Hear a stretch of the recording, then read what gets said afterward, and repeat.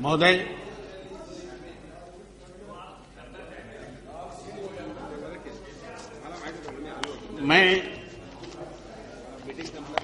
मेरे मित्रों ने बहुत से आंकड़े रखे हैं और बजट की एक तस्वीर पेश करने की कोशिश की है।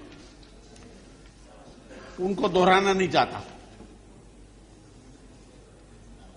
क्योंकि जमीनी हकीकत और आंकड़ों में बहुत फर्क होता है। इस बजट में क्या है जिसकी हम आलोचना करें और क्या है कि जिसकी हम तारीफ करें। एक यथास्थितिवादी बजट कि जहां पर जो जितना कमजोर है उसके ऊपर उतना भार लादा जाएगा, महंगाई का, बेरोजगारी का, टैक्सेस का, और जो जितना संपन्न है उसको उतनी ही टैक्स में छूट मिलेगी। इस बार देख के लोग दिखाते हैं हमें कि 50 लाख वाले को इतना मिलेगा, 40 लाख वाले को इतना मिलेगा और 3 लाख वाले को महंगाई मिलेगी। आज ये बजट में माननीय वित्त मंत्री ने कहा है कि ये खाली घोषणाएं नहीं है बल्कि ये दूरदर्शी है।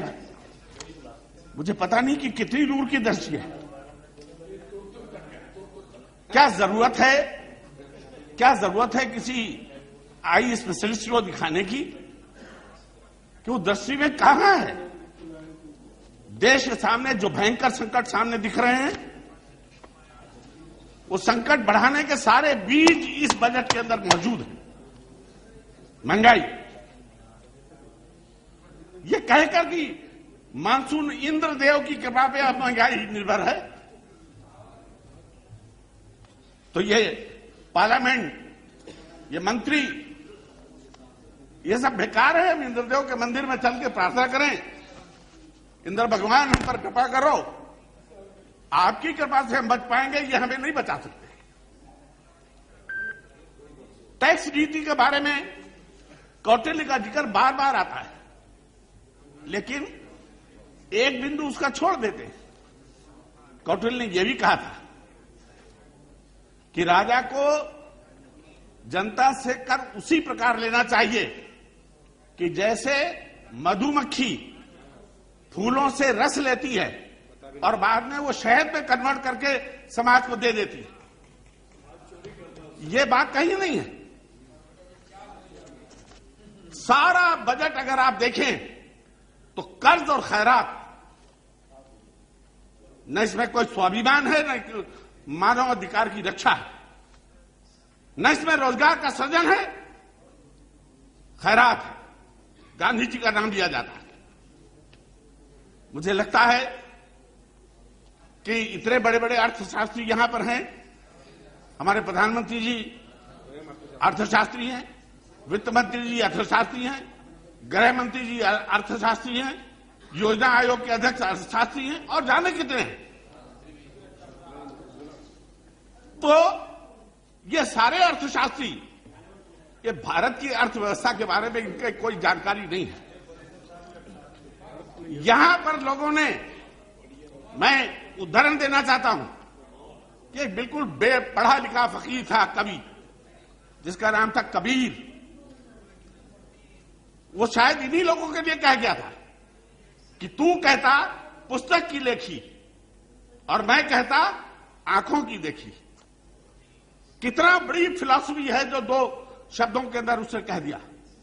तो ये उस परंपरा के हैं कि पुस्तक की लिखी हुई आंकड़े ये उन लोगों के सामने पेश कर रहे हैं जो जानते ही नहीं हैं कि है क्या। ये बुद्धि विलास है। हम उन आंकड़ों के ऊपर बहस कर रहे हैं कि जिसके बारे में कुछ है ही नहीं। हमें चाहिए रोटी, हमें चाहिए मकान, हमें चाहिए रोजगार, जनता को आज चाहिए उच्च शिक्षा, प्राथमिक शिक्षा, जनता को चाहिए उपभोक्ता वस्तुएं उचित दामों पर मिले। क्या हो रहा है? इतनी महंगाई होने के बाद भी अगर कोई सरकार ये कहती है कि महंगाई है ही नहीं, और ये अभी इस बजट के बाद कहते हैं कि महंगाई घटेगी। कैसे घटेगी? महंगाई का भी ठीकरा फोड़ा जा रहा है उस गरीब किसान के सर के ऊपर, क्योंकि समर्थन मूल्य कुछ बढ़ा दिया गया था, इसलिए महंगाई बढ़ गई। 8 आने 60 पैसे समर्थन मूल्य बढ़ा दिया और 3 गुनी कीमत हो गई। जिन्होंने 3 गुना कीमत की उनके बारे में कोई नहीं कहता, लेकिन वो गरीब जिम्मेदार है इस महंगाई के लिए। इसके लिए ये नीतियां जिम्मेदार नहीं है, ये अर्थशास्त्री जिम्मेदार नहीं है, इसके लिए जिम्मेदार वो गरीब किसान है। और इसमें भी कृषि के नाम पर कितना उसका दोहन हो रहा है। आज अरबों रुपए भूमि सुधार के नाम पर खर्च हो रहे हैं, लेकिन लाखों हेक्टेयर जमीन इसलिए उपज नहीं दे पा रही है कि उस किसान के पास इतना पैसा नहीं है कि उसको समतल करा सकता हो। इसमें कहा समेकित उसकी जांच करेंगे, क्या खाद चाहिए, क्या बीज चाहिए, क्या उसमें उपज हो सकती है, जमीन की जांच कहां हो रही, कहां हो रही? मैं गांव में जाता हूं, पूछता हूं, कहते हैं लेके गए थे वहां 300 रुपए मांग रहा था, अब लौट आए। अब हमारे बाप दादा इस पे खेती कर रहे थे, उसी तरह हम करेंगे। भ्रष्टाचार इसके अंदर छुपा हुआ है, जिसका जीवित उदाहरण है नरेगा। आप कह रहे हैं हम लोगों को रोजगार दे रहे हैं, या किसी को अनुमान नहीं है कि जो छोटे किसान हैं, जो आज अपने बल के ऊपर छोटी सी जमीन पर खेती नहीं कर सकते, उन्हें मजदूर मिल नहीं रहे हैं। बढ़ी हुई मजदूरी के ऊपर वो उनसे काम ले नहीं सकते हैं, उत्पादन गिर रहा है। सबके लिए तरक्की की बात होती है, कौन सब? 40% के लगभग बिलो पॉवर्टी लाइन। सबसे बड़ा उपभोक्ता वर्ग है मध्यम वर्ग,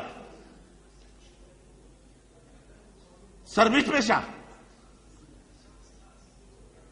एक वर्ग वो भी है कि जिनके लिए हम आरक्षण के नाम के ऊपर कई दिन से यहां पर तरह तरह की बातें कर रहे हैं, लेकिन आर्थिक स्थिति सुधारने के लिए इसके अंदर एक भी कार्य है जो महिलाओं के लिए हो।